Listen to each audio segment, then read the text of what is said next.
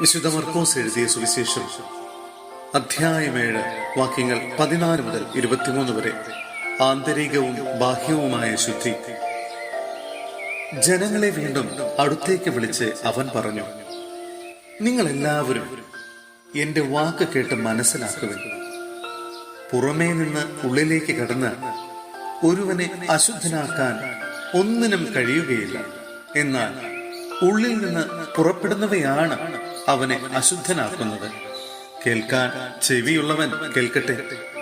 അവൻ ജനങ്ങളെ വിട്ട് ഭവനത്തിലെത്തിയപ്പോൾ ഈ ഉപമയെക്കുറിച്ച് ശിഷ്യന്മാർ ചോദിച്ചു. അവൻ പറഞ്ഞു, നിങ്ങളും വിവേചനാശക്തി ഇല്ലാത്തവരാണോ? പുറമേ നിന്ന് മനുഷ്യന്റെ ഉള്ളിൽ പ്രവേശിക്കുന്ന ഒന്നിനും അവനെ അശുദ്ധനാക്കാൻ സാധിക്കുകയില്ലെന്ന് നിങ്ങൾ മനസ്സിലാക്കുന്നില്ലേ?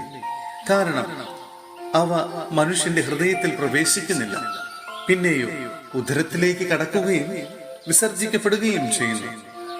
എല്ലാ ഭക്ഷണ പദാർത്ഥങ്ങളും ശുദ്ധമാണെന്ന് അങ്ങനെ അവൻ പ്രഖ്യാപിച്ചു. അവൻ തുടർന്നു, ഒരുവന്റെ ഉള്ളിൽ നിന്ന് പുറപ്പെടുന്ന കാര്യങ്ങളാണ് അവനെ അശുദ്ധനാക്കുന്നത്. എന്തെന്നാൽ ഉള്ളിൽ നിന്നാണ്, മനുഷ്യന്റെ ഹൃദയത്തിൽ നിന്നാണ് ദുശ്ചിന്ത, പരസംഗം, മോഷണം, കൊലപാതകം, വ്യഭിചാരം, ദുരാഗ്രഹം, ദുഷ്ടത, വഞ്ചന, ഭോഗാസക്തി, അസൂയ, ദൂഷണം, അഹങ്കാരം, മൂഢത എന്നിവ പുറപ്പെടുന്നത്. ഈ തിന്മകളെല്ലാം ഉള്ളിൽ നിന്ന് വരുന്നു. അവ മനുഷ്യനെ അശുദ്ധനാക്കുകയും ചെയ്യുന്നു. സഹോദരനെ, വിശുദ്ധ പത്രോസ്ലിഹ എഴുതിയ 2-ാം ലേഖനം അധ്യായം 1 വാക്യങ്ങൾ 1 മുതൽ 9 വരെ. അഭിവാദനം.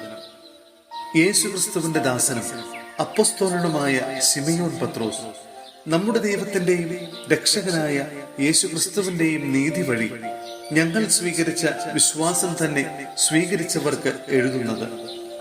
ദൈവത്തെയും നമ്മുടെ കർത്താവായ യേശുക്രിസ്തുവിനെയും കുറിച്ചുള്ള പൂർണ്ണമായ പരിജ്ഞാനം മൂലം നിങ്ങളിൽ കൃപയും സമാധാനവും വർദ്ധിക്കട്ടെ. ക്രൈസ്തവന്റെ വിളി. തന്റെ മഹത്വത്തിലേക്കും ഔന്നത്യത്തിലേക്കും നമ്മെ വിളിച്ചവനെ കുറിച്ചുള്ള പൂർണ്ണമായ അറിവിലൂടെ നമ്മുടെ ജീവിതത്തിലും ഭക്തിക്കും ആവശ്യമായവയെല്ലാം അവന്റെ ദൈവിക ശക്തി നമുക്ക് പ്രദാനം ചെയ്തിരിക്കുന്നു.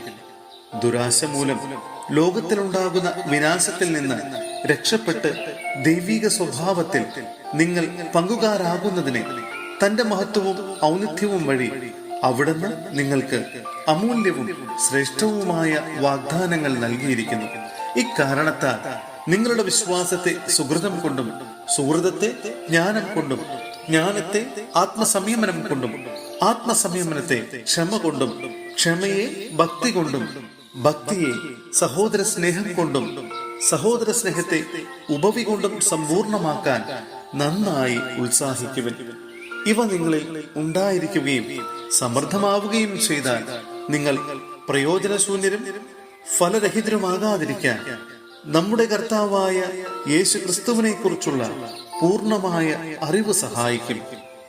ഇവയില്ലാത്തവൻ അന്ധനും ഹ്രസ്വദൃഷ്ടിയും പഴയ പാപങ്ങളിൽ നിന്ന് ശുദ്ധീകരിക്കപ്പെട്ടു എന്ന കാര്യം വിസ്മരിക്കുന്നവനുമാണ്.